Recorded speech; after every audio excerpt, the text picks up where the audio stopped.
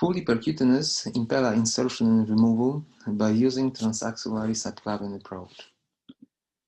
An access to large arteries is crucial for mechanical circulatory support devices. And it happens that in the same patient, two such devices are used, like in this case, where the Impella pump was used to unload the left ventricle during the ECMO therapy. However, patients with ischemic cardiomyopathy often present a significant arterial disease, particularly concerning aorta, iliac, and femoral arteries. So, the access to large arteries in these patients is often limited.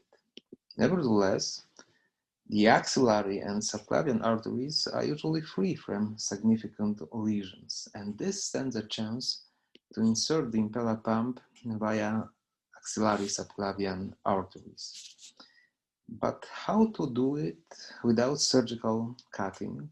In other words, fully percutaneously, step by step. In the first step, a 7 French sheath should be inserted into the radial artery, and a long standard guide wire should be placed to the aorta. The guide wire will be left for the whole operation, and this will be called as a safety wire, because it may be used for bailout procedures in case of vascular complication. If the radial sheath is long enough and with the guide wire within it, we may perform the angiography, which reveals the anatomy of the artery and its side branches, and we may also determine the puncture site. The puncture site is several centimeters below clavicle.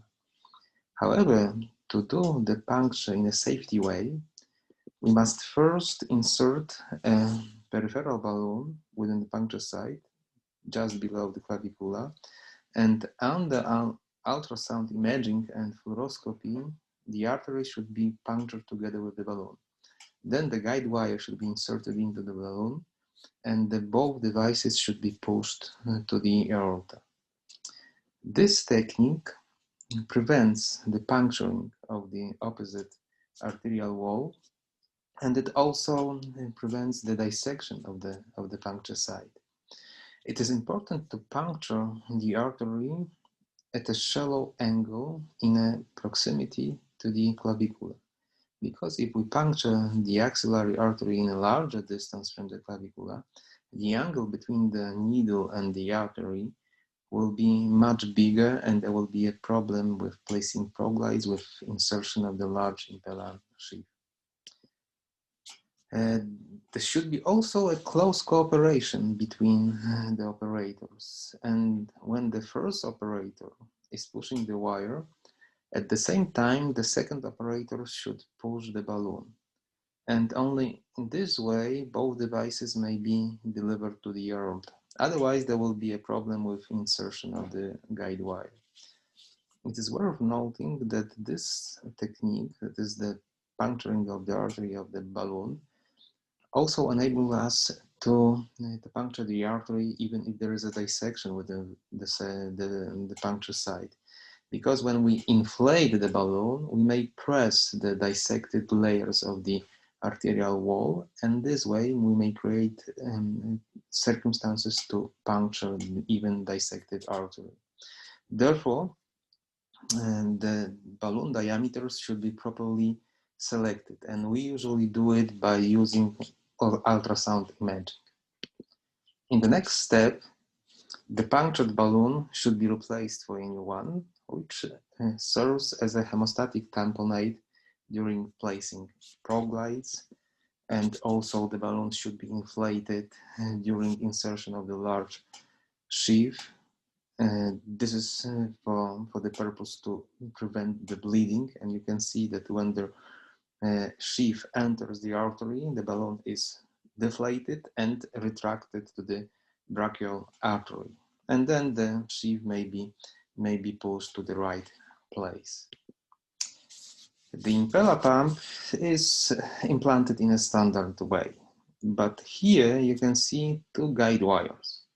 One of the guide wires is a safety wire, which in this case was inserted via the left radial artery.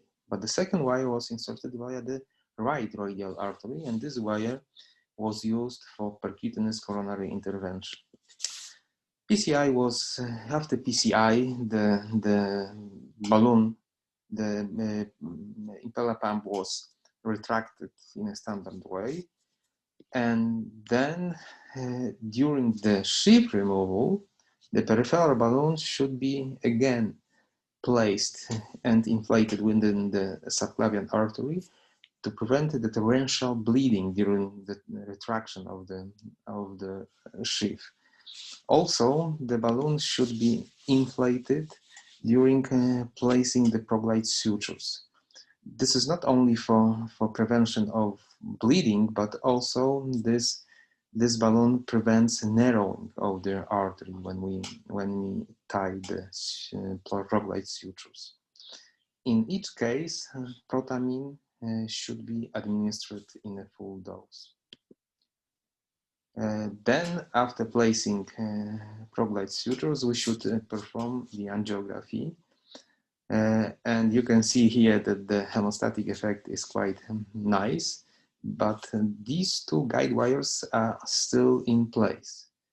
And the access guide wire enables us to place another proglides or angioseal in the case of the bleeding from the access site. But the safety wire enables us to implant cover stents or usual stents if there is a more serious vascular complication. If the initial hemostatic effect is good, we remove the access wire and then we perform the angiography again. And here you can see that still the hemostatic effect is still nice. If there is a bleeding from the access site after the removal of the access guide wire, we may insert the peripheral balloon within the bleeding site and inflate this balloon for 5 minutes. After such a compression, usually the residual bleeding stops. But what about more serious vascular complications? Here you can see that initially the artery was in quite good condition, but after the operation, there is a bleeding from the access site, and there is also a dissection within the subclavian artery distally to the vertebral artery. However, we have still these two guide wires in place, and by using the safety guide wire, we implanted the cover stent within the bleeding site and the usual self-expanding stent to seal the dissection within the subclavian artery. And the final result was quite good, no bleeding, very wide artery. So this case demonstrates how useful safety guide wire may be. And by using this guide wire, we may solve most of the complications, vascular complications. And it is worth noting that this particular complication happened during TAVI when we inserted the 21 French sheath. For the Impella pump, we implant 14 French sheath. So the risk of such a complication is much lower. What are the specific issues? Due to the large curvature of the subclavian artery, the Impella sheath may break when we remove dilator. And this may be a problem with insertion of the Impella pump. However, when we retract a little the sheath, we may strengthen it. And then we may insert the Impella pump without any problem. Another issue are CTO interventions. For such interventions, we usually need additional guiding catheter to perform contralateral contrast injections. However, if we have a limited access to the large arteries, in this case, the femoral access was not possible, and the guiding catheter was inserted via the left radial artery and the Impella pump was inserted via the right axillary artery, there is a problem how to insert additional guiding catheter. But in the Impella system enables us to do it because we may insert additional guiding catheter through the Impella sheath. But we cannot do it simply by insertion of the guiding catheter through the hemostasis valve because there would be a large bleeding. We have to puncture the hemostasis valve, and then a 6 or 7 French sheath may be inserted alongside the Impella catheter. This puncturing should be done by using radial artery because it is much more convenient for this purpose. And after insertion of the sheath, additional guiding catheter may be placed, and the CTO procedure may be performed. Like in this case, everything was done via the upper limbs axis.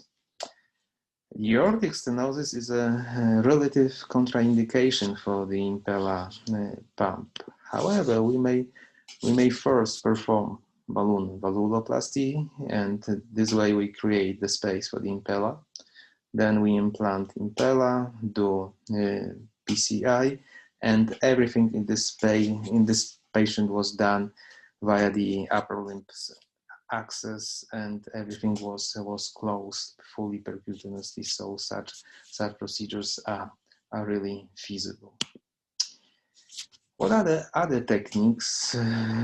What other techniques are used by other operators? In our method, we engaged only a single arm. That is, we insert the safety wire through the radial artery, but the Impella pump through the ipsilateral axillary artery. But other operators often insert the long safety guide wire through the brachial artery, snare it in the subclavian artery, and externalize it through the femoral artery.